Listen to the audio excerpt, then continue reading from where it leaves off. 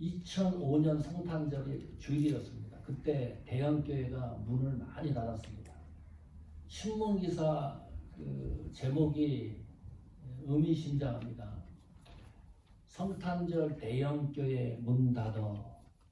그런 기사 제목이 많이 생성이 됐었습니다. 느낌이 조금 이상했어요. 야, 교회가 무슨 리커스토어도 아니고 쇼핑몰도 아니고 대형 레스토랑도 아니고 유명한 관광지도 아니고 세탁소도 아닌데 굳이 그럴 필요가 있을까? 교회가 상점과 비슷하다, 쇼핑몰과 비슷하다, 그런 느낌을 받았습니다. 이유는 간단합니다. 주일이 성탄절이기 때문에 가정들과 함께 지내라는 것이 교회 측의 배려였습니다. 아마 올해도 혹시 교회 문 닫는 교회가 있을지 모릅니다. 역사적인 전례가 있기 때문입니다. 2022년 오늘 성탄 예배를 저희가 함께 드리고 있는데 지나온 몇 년을 생각해 보니까요, 의도적이지 않았습니다. 주일날 어쩔 수 없이 코비드 19 때문에 교회가 행정명령 때문에 모이지 않았던 적이 있습니다. 주일에 교회 문을 닫은 거죠. 그 시점에서 다시 거꾸로 내려가서 2005년을 생각하면 끔찍한 현실입니다. 그 당시는 어쩔 수 없이 교회 문을 닫은 게 아니고 의도적으로 교회 문을 닫았습니다. 그 의도라는 것이 나쁜 의도는 아니었지만 어쨌든 성탄절날 예배를 드리지 않고 가족과 함께, 가족 단위가 중요했을런지 모르지만 미국의 의식 속에는 그 주간에 예배가 드리지 않는 교회들이 많이 있었습니다. 우리 교회 동네, 제가 살고 있는 동네, 윗동네 미국 교회도 문을 닫았습니다. 조그만 교회였거든요. 보수적인 교회인데도 문을 닫았었습니다. 그런 걸 생각하면 오늘 하나님 앞에 예배를 드린다. 역사를 되짚어 보면 오늘 이 순간이 너무나 중요하고 하나님이 이 순간을 우리에게 축복해 주시는, 하나님 앞에 성탄을 기념해서 예배드리는 이것이 얼마나 소중한가를 느낄 수 있는 역사가 증명해 주고 있습니다. 자, 진리가 뭐죠? 네? 진리가? 오늘 말씀이 육신이 되어 우리 가운데 거하심에 예수님이 이 땅에 오셨는데 세 가지가 선명해졌다 그랬습니다. 영광, 은혜, 진리. 영광과 은혜에 대해서는 이미 설교를 했습니다. 오늘 진리에 대해서 이제 집중하려고 하는데, 이 진리가 어떤 개념이고 이것이 어떻게 예수님이 오셔가지고 확실해졌는가를 성탄절 예배를 통해서 확인해 보려고 합니다. 자, 진리가 뭐죠? 진리란 무엇인가? 골치 아프죠? 일반적인 개념이 진리라고 하는 것은 참과 원리, 그것이 진리라고 하는 겁니다.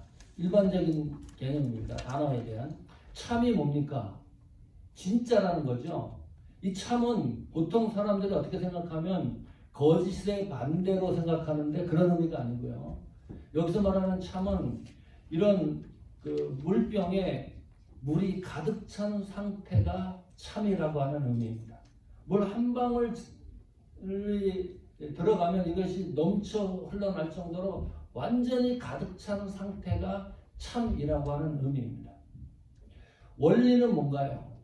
참과 원리. 원리는 법칙입니다. 이론입니다. 철학에서는 진리를 어떻게 얘기하냐면 개념, 사고가 실제와 일치됐을 때 진리라고 얘기를 합니다.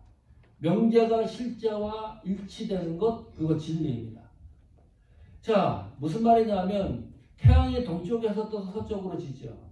이거는 명제예요. 개념, 사고입니다. 이것이 실제와 맞느냐 안 맞느냐, 1년 2년 걸쳐갖고 그 실제가 명제와 일치되는가를 관찰하는 것이 아니라 오랜 시간 동안 5년, 10년, 20년, 30년, 100년이 됐는데도 동쪽에서 떠서 서쪽으로 태양이 지는 거예요. 그러니까 명제와 실제가 일치되니까 진리라고 생각되어집니다. 그러니까 진리라고 하는 것은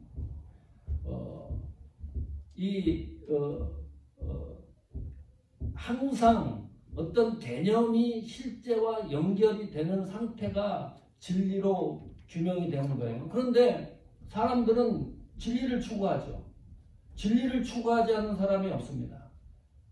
진리를 계속해서 추구해 나가요. 자, 인간은 죽는다. 이게 진리거든요. 그러면 이게 실제와 연결을 시켜보면 맞아요. 인간은 죽지 않는 존재가 없으니까 이거는 이 진리를 모르는 사람이 없죠. 그런데 언제 죽을지 몰라요. 진리이긴 진리인데 언제 죽을지 몰라요. 그래서 불안한 거예요. 인간이 가지고 있는 한계점이 있다는 거죠. 뛰어넘을 수 없는 선이 있는 거예요. 그래서 어딜 찾아가요? 진리를 추구하기 위해서. 그 진리가 맞는데 그 진리가 나에게 불확실성을 가져다 주니까 이 사람이 이 세상을 살아가는데 굉장히 힘들어지는 거예요. 불안하고 초조하고. 그 진리는 맞는데 진리를 부정할 수는 없고. 그래서 신년에 되는 사람들이 어딜 찾아가요? 무당 찾아가고 점집 찾아가고. 내가 가지고 있는 진리를 알고 있는데 이 불확실한 것을 해결하기 위해서.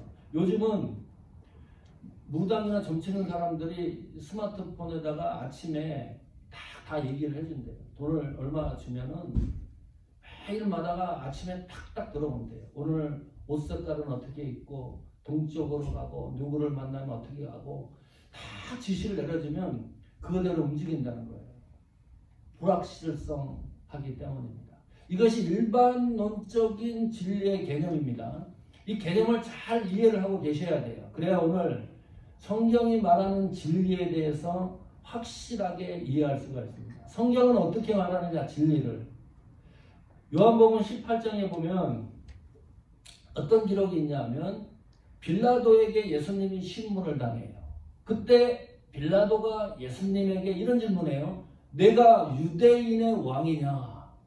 그랬더니 예수님이 대답해요. 내가 왕이로소이다. 맞다. 내가 왕이다. 이상한 말을 해요, 예수님이 빌라도에게. 그런데 내 나라는 이 세상에 존재하지 않는다. 이게 무슨 말이에요? 내가 왕이지만은 유대인의 왕은 아니다. 그런 말이잖아요. 빌라도가 그 얘기를 들어요. 이 젊은 청년이 하는 얘기를 듣는데 헷갈리는 거예요. 이 무슨 이 나라의 왕이면 왕이지 이 나라에 속하지 않는데 거기에 자기는 왕이라고 하니까 이 복잡해지는 거예요, 빌라도가. 자, 요한복음 18장 37절 같이 읽어보겠습니다. 시작. 빌라도가 가로되 그러면 네가 왕이 아니냐? 예수께서 대답하시되 내 말과 같이 내가 왕이니라. 내가 이를 위하여 났으며 이를 위하여 세상에 왔나니 곧 진리에 대하여 증거하려 함이로라. 무릇 진리에 속한 자는 내 소리를 듣느니라 하신대. 중요한 말입니다. 예수님이 이 땅에 오신 이유가 진리에 대하여 증언하기 위해서입니다. 놓치면 안 되죠. 이 빌라도가 이야기를 듣는데 도무지 이해할 길이 없는 거예요. 무릇 진리에 속한 자는 내 소리를 듣느니라. 요한복음 18장 38절에 그래서 빌라도가 다시 예수님에게 질문해요. 그럼 진리가 무엇이냐?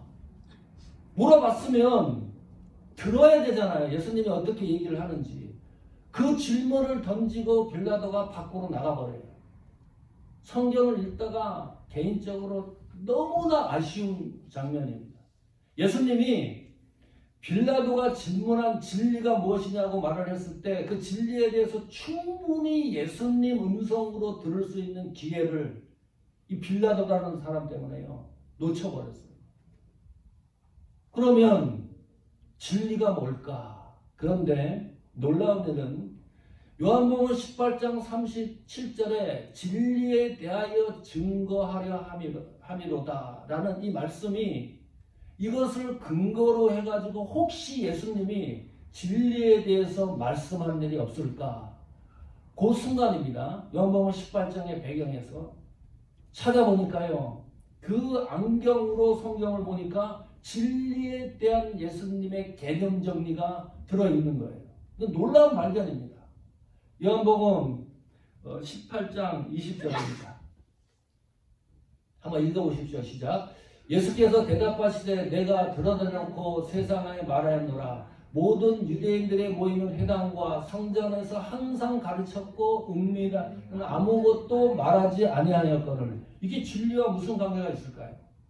빌라도에게 신문당하기 전에 대제사장에게 재판받는 과정에서 예수님이 하신 말씀이에요. 이것이 요한복음 18장 아까 읽었던 37절의 그 말씀과 연결이 되는 거예요. 여기 보니까 내가 드러내놓고 세상에 말하였노라. 뭘 말을 한 거예요? 예수님이 진리의 말씀을 증거했는데 이 진리의 말씀이 유대인들이 모이는 회당, 성전, 은밀한 것 아무것도 말하지 아니했다.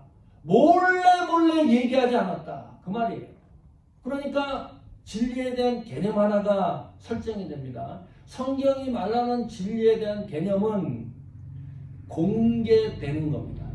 진리는 나 혼자만 아는 게 아닙니다. 공개성의 특징을 갖고 있습니다. 찾아봤어요. 헬라어에서 진리라는 것은 어떻게 설명을 하는지 그 의미를 찾아보니까 감추고 숨겨져 있던 것이 밝히 드러나는 것, 그것이 헬라어적인 진리에 대한 규명입니다. 계시, 성경 66권이 하나님의 계시죠. 뚜껑이 있으면은 그 계시 말씀을 몰라요. 이 뚜껑이 열려 있어야 속에 있는 모든 것을 알 수 있는 거잖아요. 계시도 그런 의미입니다.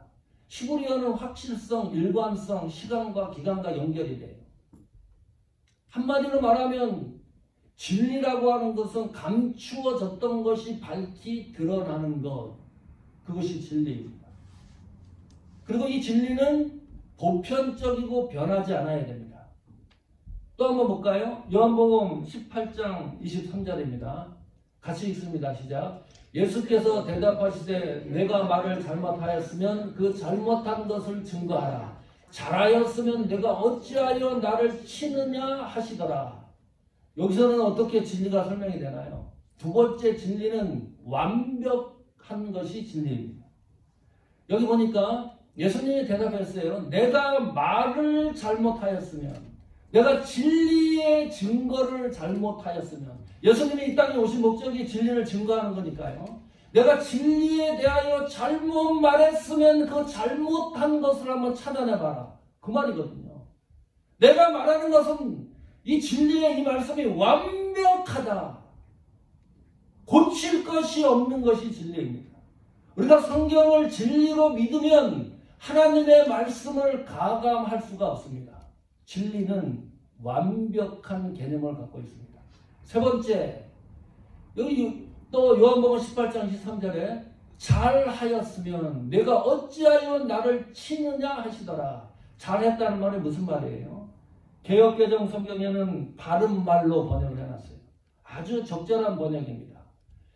바른 말로 내가 증거한 것을 네가 어찌하여 나를 치느냐 이 말이죠. 그러니까 진리라고 하는 것은 바른 말, 항시 옳다는 거예요. 진리는 항시 참이라고 하는 뜻입니다. 변하지 않는다는 거죠. 이게 진리가 가지고 있는 규명입니다. 세상이 변한다 할지라도 하나님이 증거하는 이 말씀의 진리는 동일한 것이다. 과거, 현재, 미래가 똑같다는 거예요. 그 내용이 진리에 대한 개념입니다. 자, 그러면 일반론적인 개념도 이해하셨고 성경이 말하는 진리에 대한 개념도 이해를 했습니다. 그러면 본격적으로 성경이 말하는 본질적인 진리에 대한 속성입니다. 그 첫 번째 진리는 하나님이 존재한다는 증거입니다. 시편 31편 5절입니다. 읽어봅니다. 같이 시작. 내가 나의 영을 주어 손에 부탁하나이다. 진리의 하나님 여호와여 나를 구속하셨나이다. 여기 보니까 그 진리가 하나님으로 묘사되고 있습니다. 아, 하나님이 진리이시구나. 그 하나님이 진리이신데 그 하나님은 나를 구속해 주신 하나님으로 설명을 해요. 그 진리는 구속과 연결된 말씀입니다. 요한복음 14장 17절입니다. 같이 읽습니다. 시작. 저는 진리의 영이라 세상은 능히 저를 받지 못하나니 이는 저를 보지도 못하고 알지도 못함이라. 그러나 너희는 저를 아나니 저는 너희와 함께 거하시며 또 너희 속에 계시겠음이라. 여기 진리의 영, 성령을 얘기해요. 성령도 진리의 영, 진리라고 이야기를 합니다. 그 성령이 내 속에 들어오면 예수님을 알게 된다는 거예요. 인간의 의지적으로 예수님의 구원주를 발견하는 것이 아니라 성령이 내 속에 들어오면 예수 그리스도를 알게 되고 그 성령이 나와 함께 계신다. 이게 진리의 영입니다. 요한복음 14장 6절입니다. 같이 읽습니다. 시작.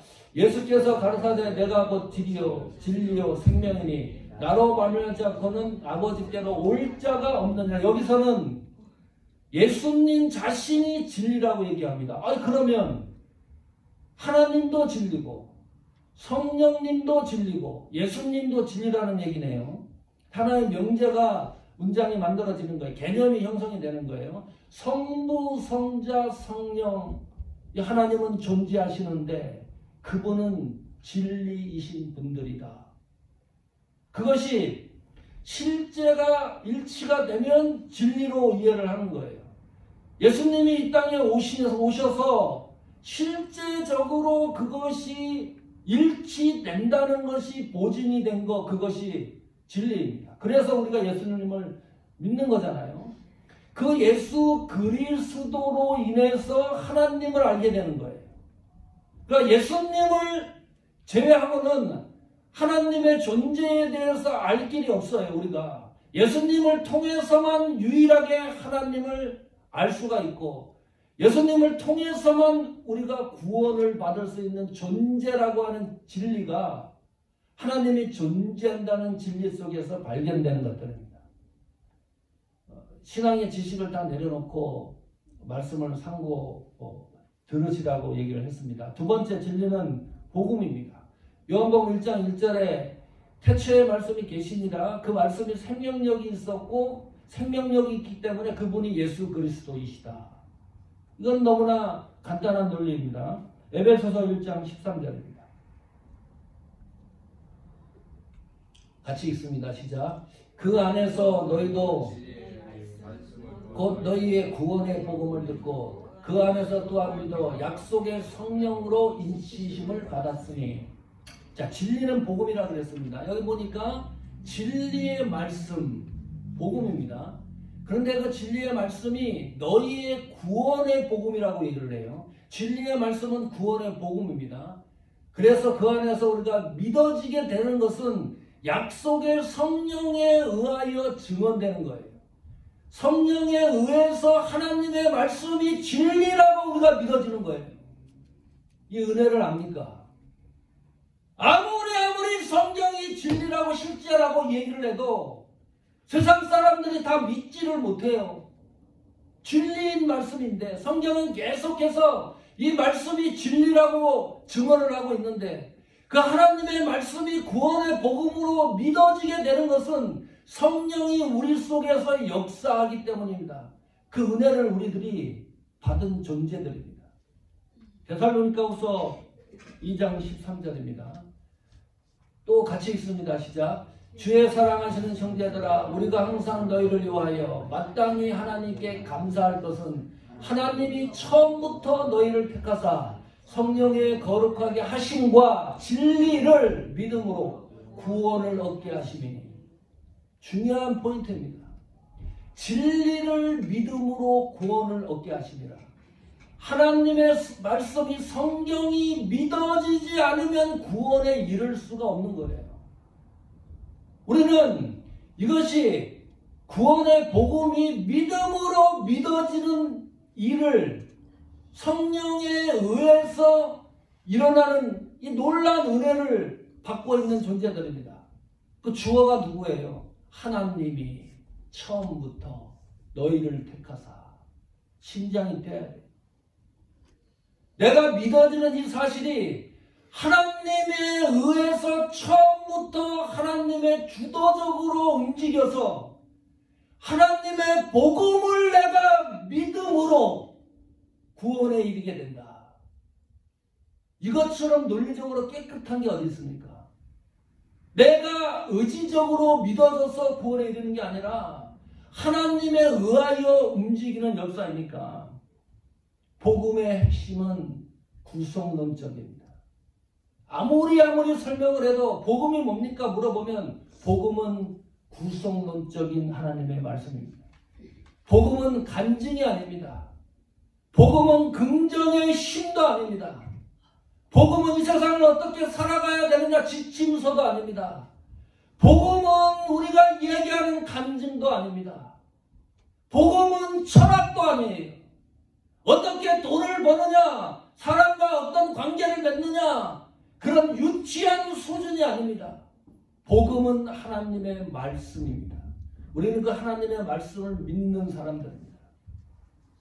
2022년 12월 13일 꼭 기억하십시오. 이날은 기독교 역사에 아주 중요한 날입니다. 바이든 대통령이 결혼존중법에 사인을 했습니다. 다 알고 계시죠? 동성결혼존중법에 사인을 했어요. 그러면서 이런 얘기를 해요. 이 결혼동성법에 사인을 함으로써 이 나라에 평등, 자유, 정의가 실현됐다. 평등, 자유, 정의를 향한 한 걸음을 딛게 되었다. 아무리 생각을 해도 기가 막힌 포장이에요.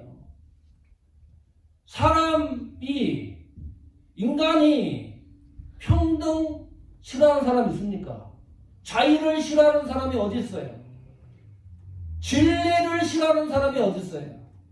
정의를 싫어하는 사람이 어디 있어요? 그런데 성경은 이렇게 얘기를 해요. 동성애는 죄이다. 우리가 반대하는 이유가 뭡니까? 복음이 평등을 침해하기 때문에 반대하는 거예요.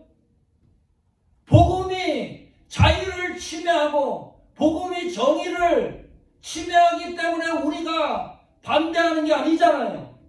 성경에 동성애는 죄라고 얘기했기 때문에 그것이 하나님의 말씀이기 때문에 거부하고 아니다 라고 외치는 거예요. 복음이 약화되고 있습니다. 잘 아실 거예요. 재미없어 합니다. 이런 얘기를 하면 무엇을 갖고 등장을 해요? 평등, 정의, 자유를 단어를 가지고 우리를 공격해봐요. 교회 안에서뿐만 아니라 복음이 약화되면 세상 바깥에서 우리를 공격해옵니다. 요사이 뜨는 유튜브 하나가 있습니다. 이 천공이라는 사람이 있는데요. 들어보셨나요? 건진 법사라 그럽니다. 강연행가 무슨 법론에서 어떤 사람이 질문을 해요. 베드로가 3번 부인한 거에 대해서. 이 천공이라는 사람이 그런 얘기를 해요. 안다는 거죠.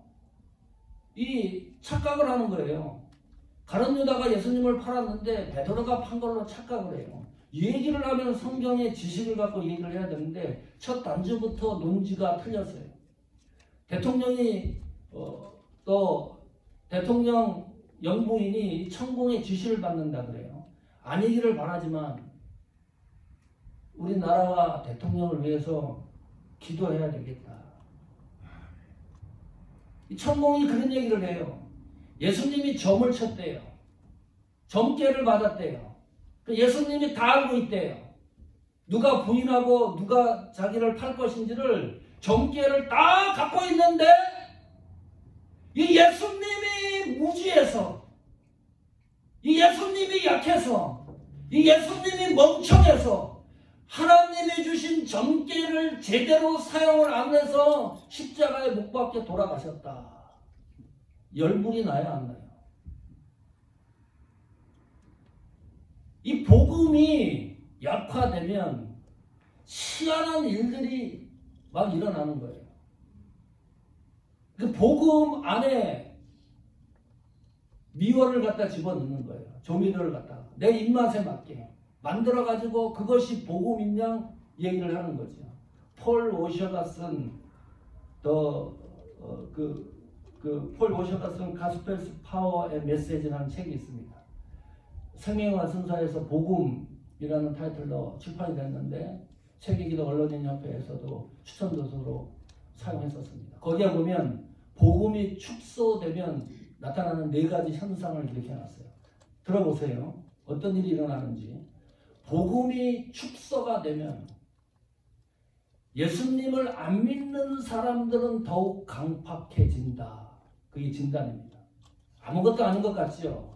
교회가 복음적으로 제대로 움직이지 않으면, 성도가 복음대로 움직이지 않으면 예수 안 믿는 사람들은 더욱더 강렬하게 강팍해지는 거예요.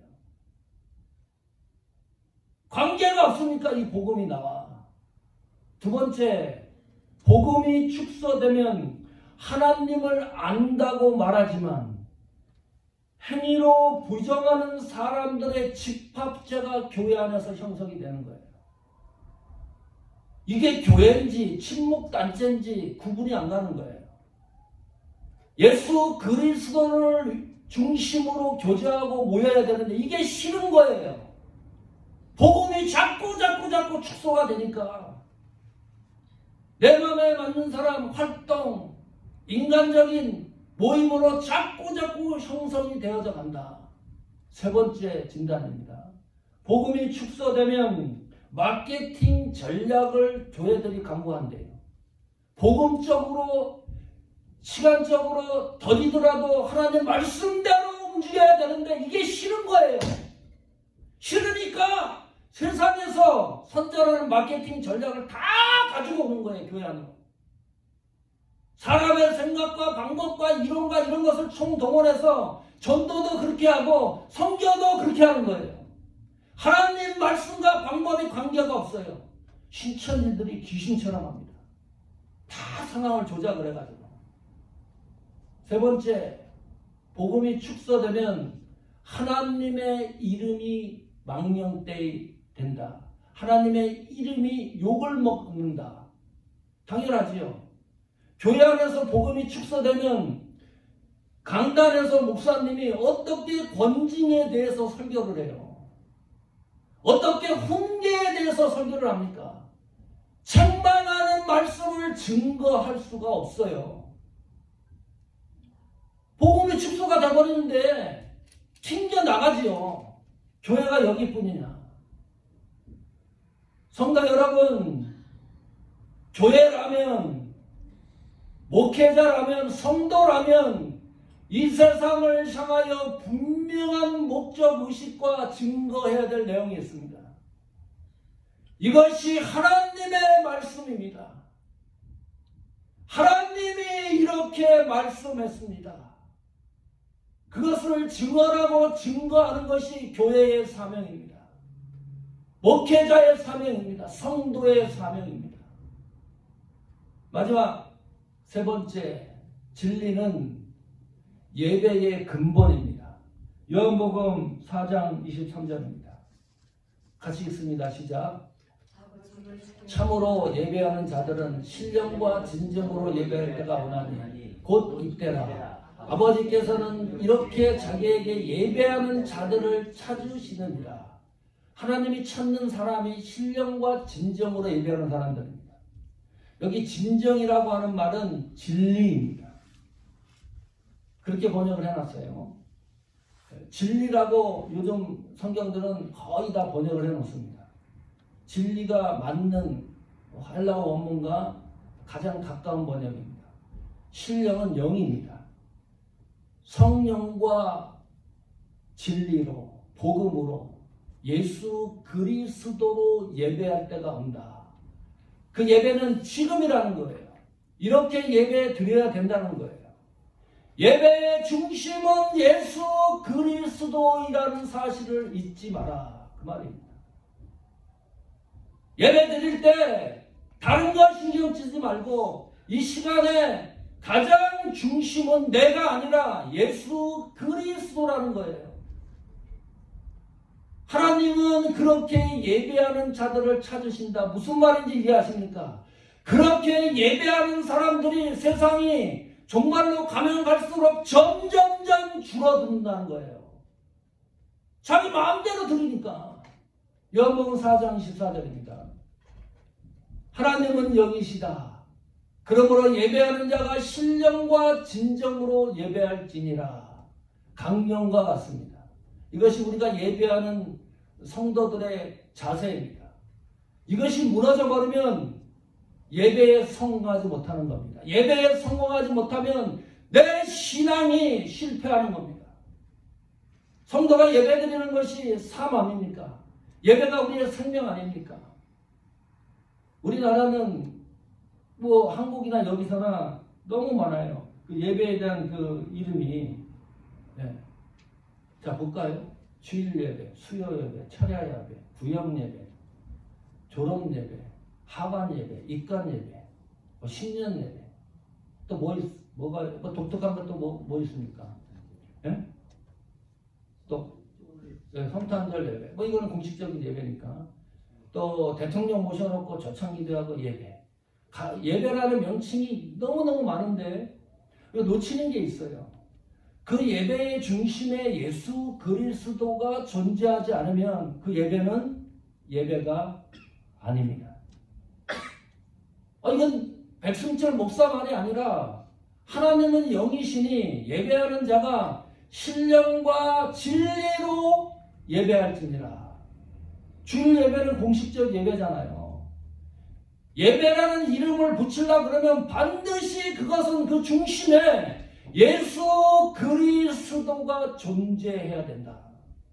예수 그리스도가 존재하지 않은 예배는 예배가 아닙니다. 여러분은 주일날 예배 드리면서 무엇을 기대하고 예배당에 나오는 건가요? 무엇을 기대하고 예배를 드리는 건가요?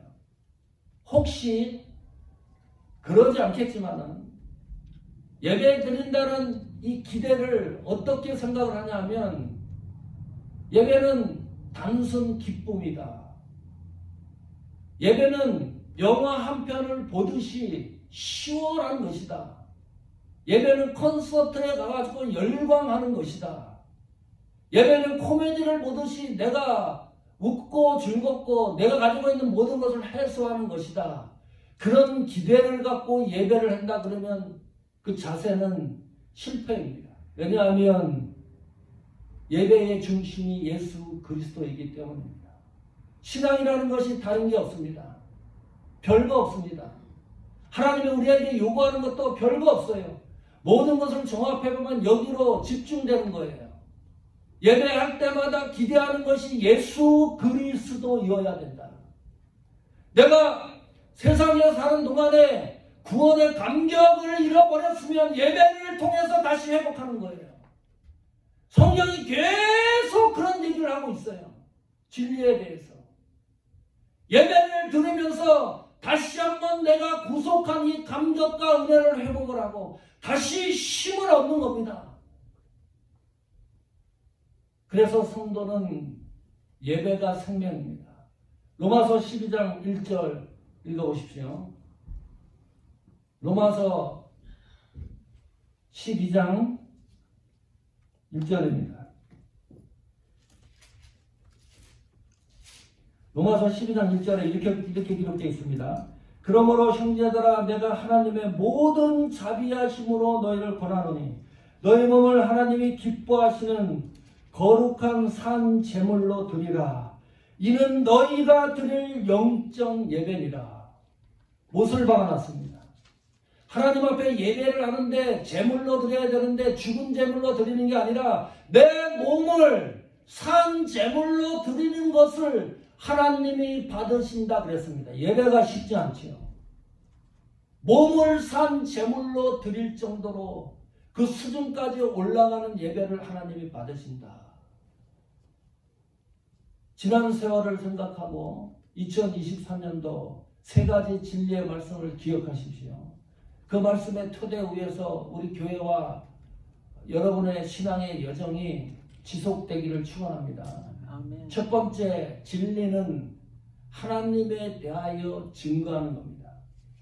우리 사모하는 교회와 여러분 신앙생활을 통해서 하나님이 증거되기를 축복합니다. 그것이 우리 신앙의 아주 귀중한 목적입니다. 두 번째, 진리는 복음입니다. 다른 거 생각하지 마십시오. 하나님의 말씀으로 위로받으십시오. 하나님의 말씀으로 힘을 얻으십시오. 하나님의 말씀으로 강해지십시오. 하나님의 말씀으로 이 세상을 돌파하십시오. 다른 걸로, 다른 어떤 이유로도 움직이려 하지 말고 하나님의 말씀이 내 속에 충만하도록, 신앙이 식지 아니하도록 다시 한번 다짐된 역사가 나타나기를 축복합니다. 세 번째, 진리는 예배의 근본입니다. 신령과 진정으로 예배에 반드시 성공하십시오. 예배에 슬퍼하지 마십시오. 예배의 중심은 예수 그리스도입니다. 이 세 가지 목표가 우리 신앙의 목적이고 2023년도 다시 걸어가야 될 우리의 신앙의 여정입니다. 그 말씀의 역사가 반드시 성취되기를 축원합니다.